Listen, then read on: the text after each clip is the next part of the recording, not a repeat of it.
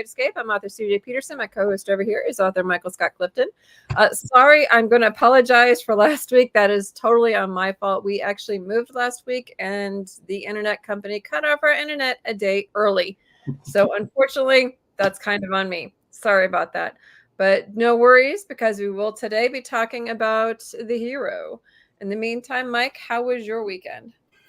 Well, Millie and I were in Fort Worth at the Cowtown Comic Con in the Will Rogers Memorial Center, and it was a 2-day Comic Con. It was good. Got to meet some new people and some new fans, and it was the first book event that I've been to in 2023 that I actually had my new book Pringle Prawn available as a paperback.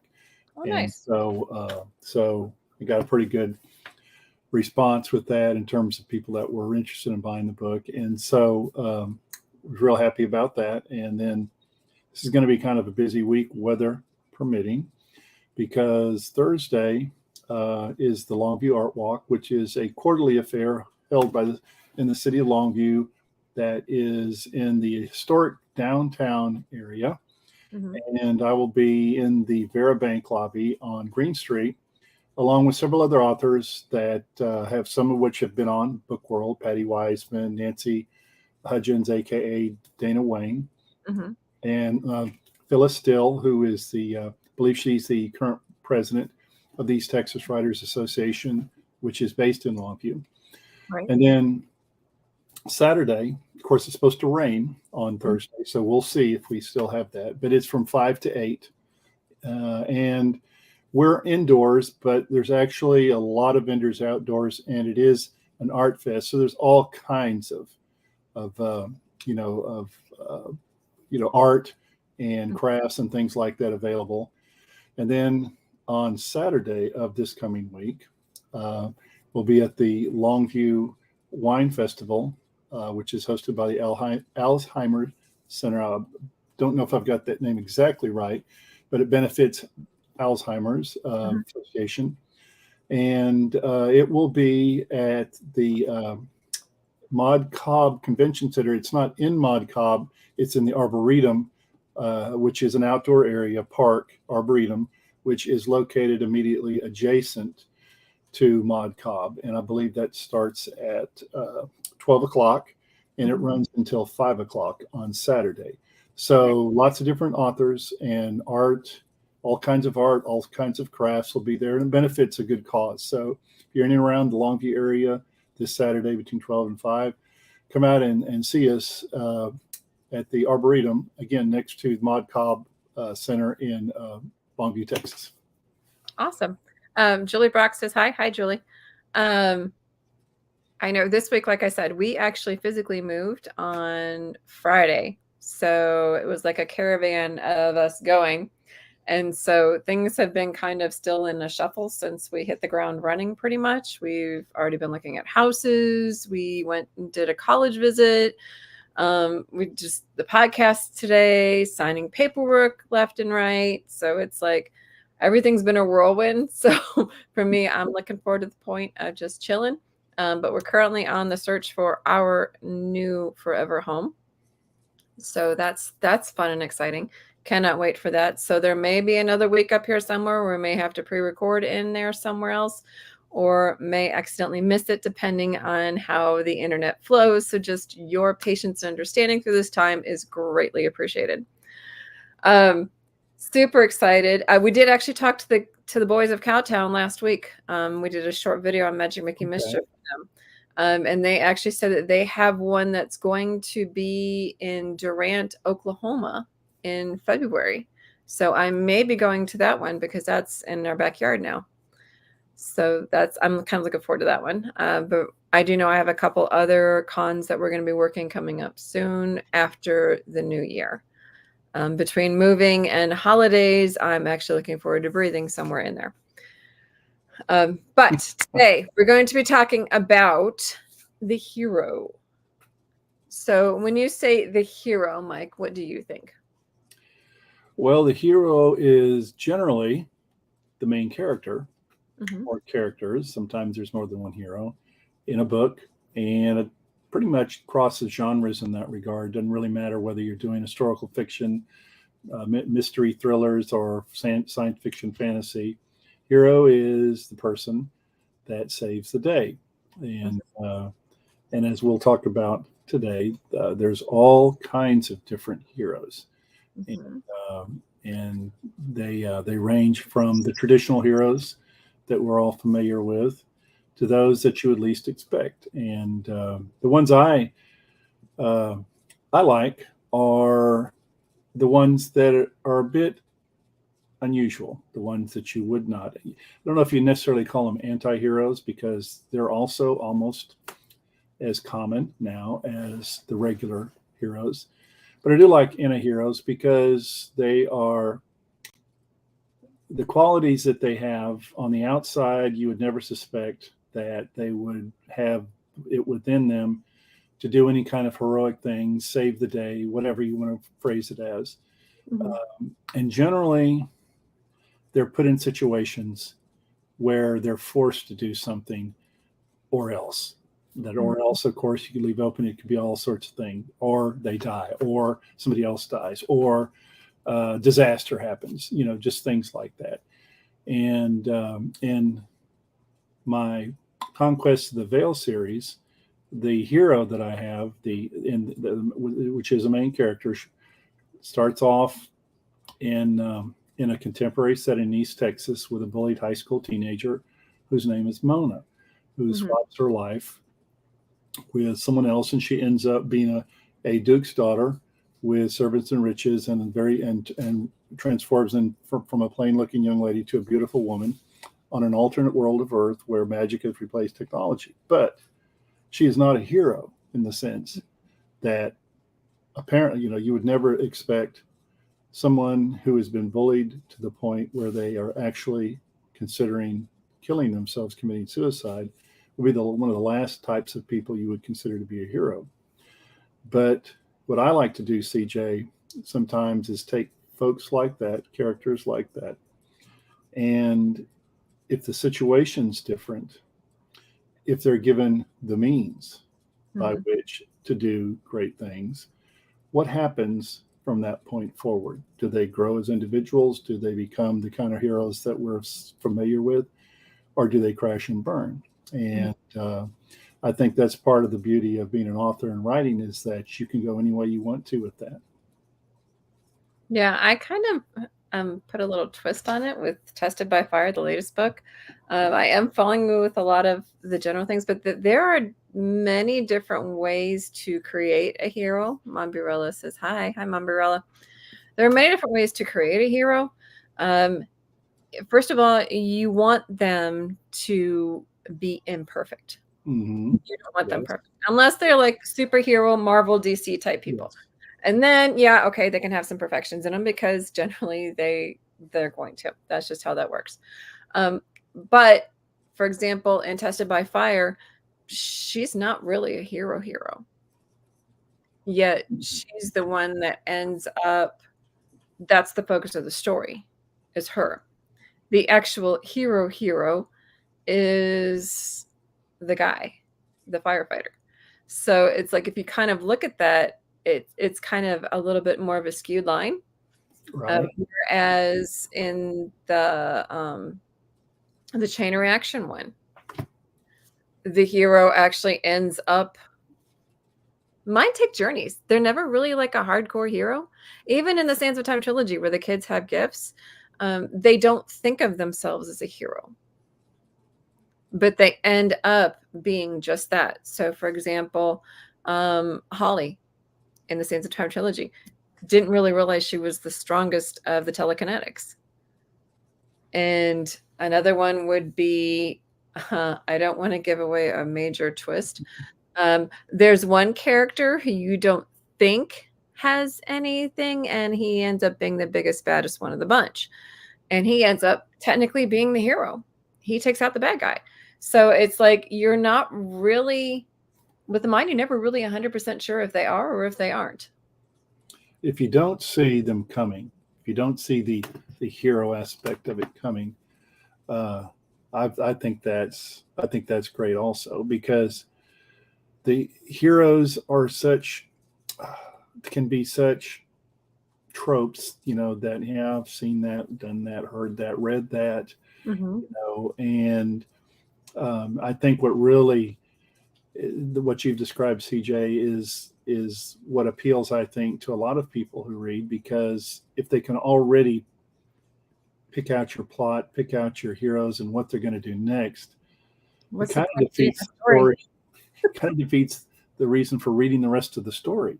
But the anti-heroes, like of course with superheroes, I think they're starting to become kind of trope-like as well, because we've just been fed such a steady diet of that now for a number of years. But you can take someone like Peter Parker from Spider-Man.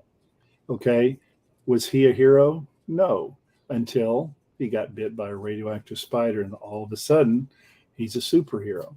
But Mhm. I don't. But the thing I liked about the way they portrayed Spider-Man, and you'll have to forgive me, but I've forgotten how many different actors now have played that role. At least three or four. But they're humble people. Yeah. They're not the strutting you know jock or He-Man type that everybody just parts for. They're people that ordinarily would be the last person you suspect to be a hero, and I kind of like that. Like I said, I like not having traditional hero types that you can almost always, after reading a page, a chapter or two, figure out, okay, Hmm. yeah, he's going to save the day or she's going to save the day. And, you know, I guess I'll read some more and see what happens. You just no excitement built up to it. Well, as Mombi says, they're just people who are doing heroic acts. When my father passed away, we were trying to get to the funeral, and we blew a tire, and it was a Sunday afternoon. There really aren't a lot of tire shops open on Sunday afternoon, especially in West Texas. I promise you, there are none. But we had to get to the funeral.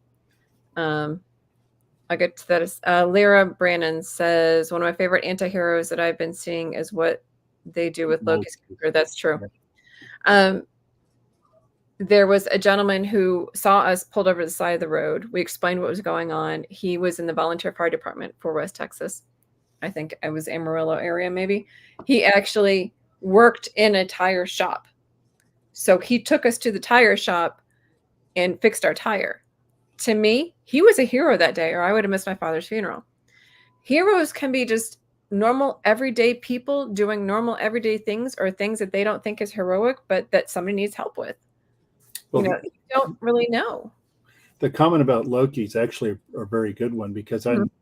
I thought about that, but it's true, is that heroes can be perceived, at least at first, to be evil people or evil persons, and they're forced to make decisions that take them out of their comfort zone, and that, well, there actually happens to be a kind of a good side to to this person as well, and so they do things that you would never expect them, because of their character, to do. And I think that's a good point.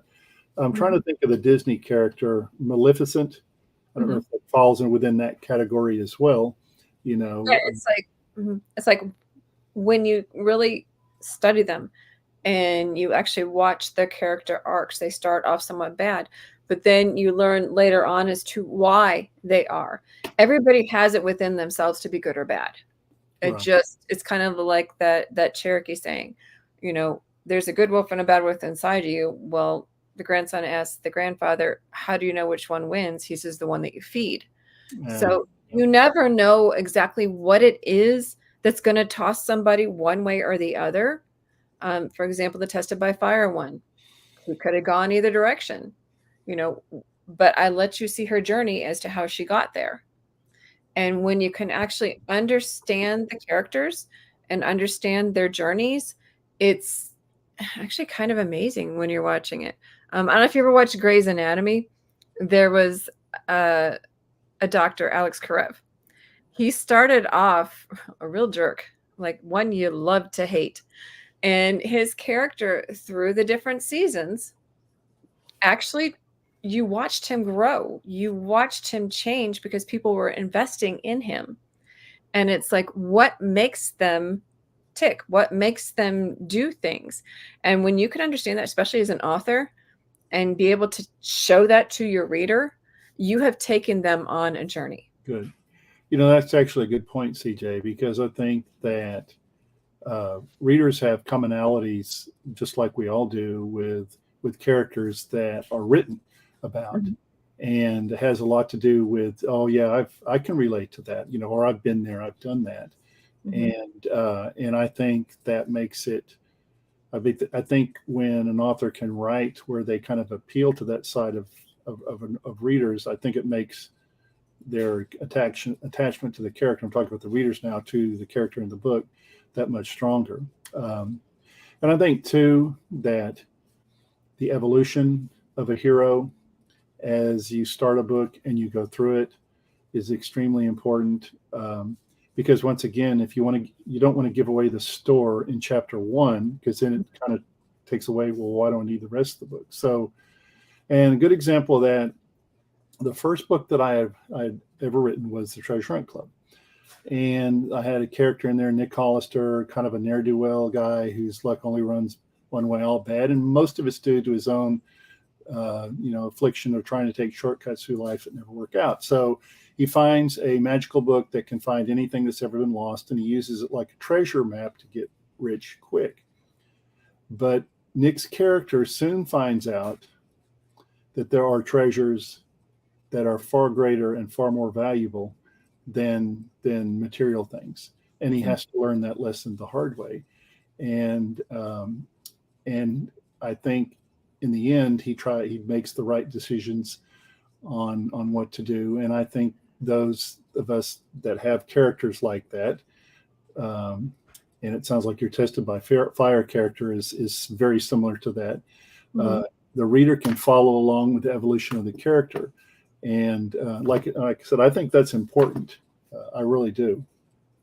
Well, and you can't go against the character of a character. Never go against the character of a character. But if you can take that character and you can slowly transform it in front of them, and they can follow that, I think that's what creates an inspirational journey, an inspirational read. When I wrote Casey Carter from Tested by Fire, she's a firefighter. So technically she's a hero from the get-go, but she's stronger than she thinks she is. And she learns how much stronger she is through the journey that's in the Holy Flame trilogy. And so it's like I said, if you can take them on that journey with you, then the reader gets a little bit more of an extra dose, so to speak, of how they got that way. It wasn't just the origination story. It was... Sorry, that was supposed to come off at 1:20. I knew about that. It's the alarm that goes off at 1:20. So, yeah, yep. I feel it. Yeah. So sorry about the interruption. I just threw my train of thought off. They're all going off. If you can actually follow along with it, that's what creates a good story. So, quick question, CJ. So how do you feel about minor characters who play a huge role in the development or evolution of heroes, or who in fact could actually play, at least in a minor, since they're minor characters, play somewhat of a role as heroes themselves? We will be able to touch into that next week, because that is our topic for next week. Nice try. We'll answer that next week. Good question, though. Mombi says, have you ever had a character that was a hero and then they had a struggle like Frodo? Always. People who read my books, which Mombi has read them, so she knows, my characters don't just trip. My characters trip, fall flat on their face, and have to start over half the time on their own. So I'm all for that, because if, like I said, if the reader can follow the journey, whatever that journey is, and they can go through the struggles that the character's going through, like normal humans do. We don't have, very rarely are you going to see the gifted life. Even for those who are born like with silver spoons in their mouth, they still have struggles. And if you can get the reader to understand those struggles and understand how the hero has either utilized them or has converted them into help them and able to help others, or who has taken those struggles and set them aside and didn't use them as a crutch, to me, that's the goal. Well, I Your look mind and character question will be answered next week. Well, I look at Frodo as somewhat of an anti-hero character from Lord of the Rings to The Hobbit, and a good example of a rather ordinary, in this case, a hobbit, being put in circumstances where they're being asked to do extraordinary things, Mm-hmm. and I think that's part of the appeal of the Lord of the Rings trilogy, because you have a character like that. Because we would all, I guess, in our dreams and our imaginations, we'd all like to be heroes. Mm-hmm. We'd all like to save the day, so to speak. But we can't all look like Superman, and we can't all, drive a Batmobile like Batman, and we can't always, swing from building to building like Spider-Man, And so when you have rather ordinary, not even ordinary, I mean, Frodo's one of those characters that if you had a lineup of 100 people, okay, they'd be the 100th one you would pick. That would be the hero, because they're just don't have any of the characteristics. And what's more, they don't want to be heroes. And they try to avoid danger and stuff like that. So that's a pretty good question from Amarilla. And I think that Frodo, to me, would be like a poster boy, poster hobbit, if you want to call it that, for the development of an anti-hero to a hero of that saves the day. I mean, to me, and it might seem weird, Samwise Gamgee to me is more of a hero than Frodo is, because he has to get Frodo from point A to point B, even with the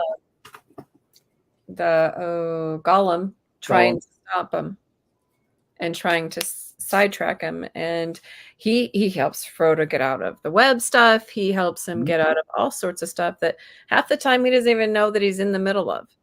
He seems kind of like an oblivious hero.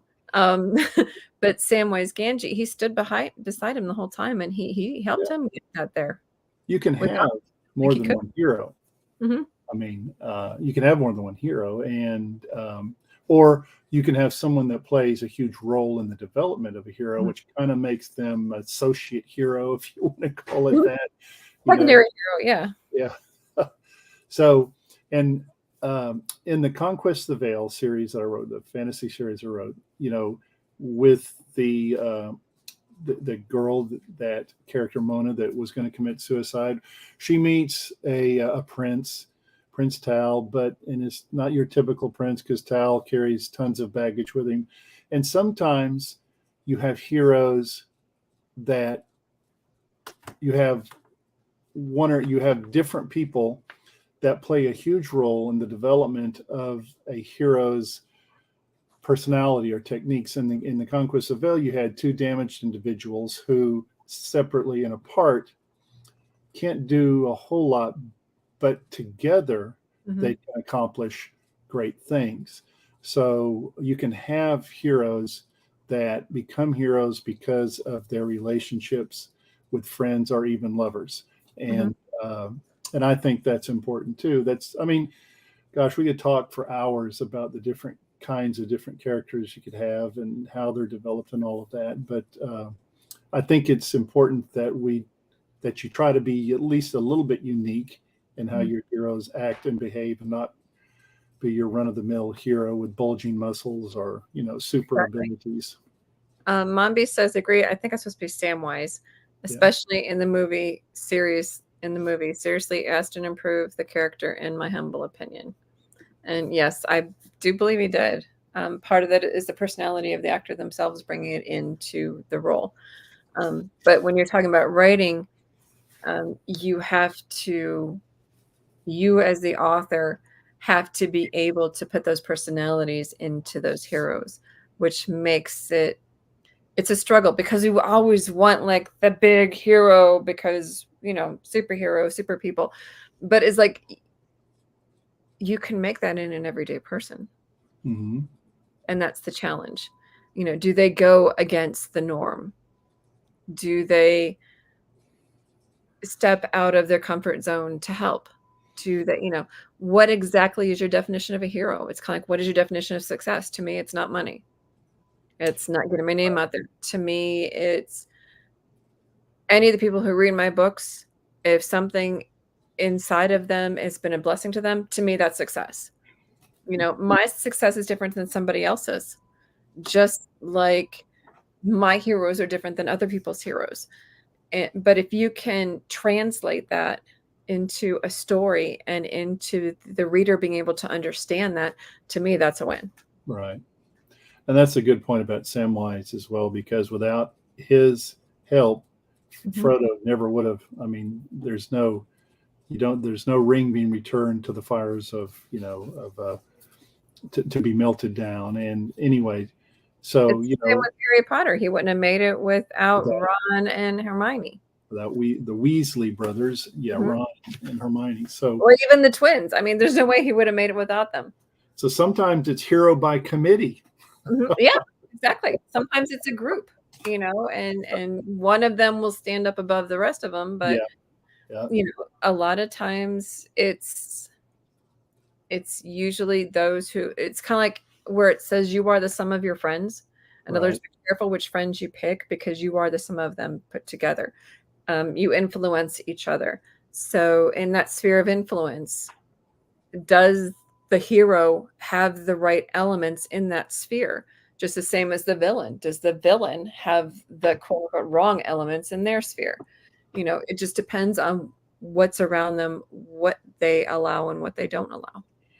And let's just not forget, and this is probably grist for another podcast at some time in the future, but there can be no heroes without villains. So, which we covered actually in August. Did okay. We So did. villains. There are no villains without heroes, and there are no heroes without villains. So if you have a great hero and you have a mediocre villain, I don't know that's going to work. You have to really have your villain sharply formulated to play against the hero, and they're without take Game of Thrones, without Cersei. Okay, where would Jon Snow be, or where would the Dragon Queen be? So you have to have bad villain. You have to have evil villains to have great heroes as well. And that's what we're talking about when we did the villains. They have to be somewhat on an even playing field. If they're both growing, that's even more fun. But they have to somewhat be on an even playing field. Right. Or enough that maybe the villain's a little bit higher that the hero has to rise to meet it and exceed it. And so it's a fine balance. And what's really good is when the villain started out as a hero and became a villain. Or the reverse. Yeah. Yes. Yeah. Either way. Yeah. Yeah. Those are always fun. So again, I mentioned that we're going to be talking about next week on October 11th. We're going to be doing minor characters, their importance, and what can their story become later on.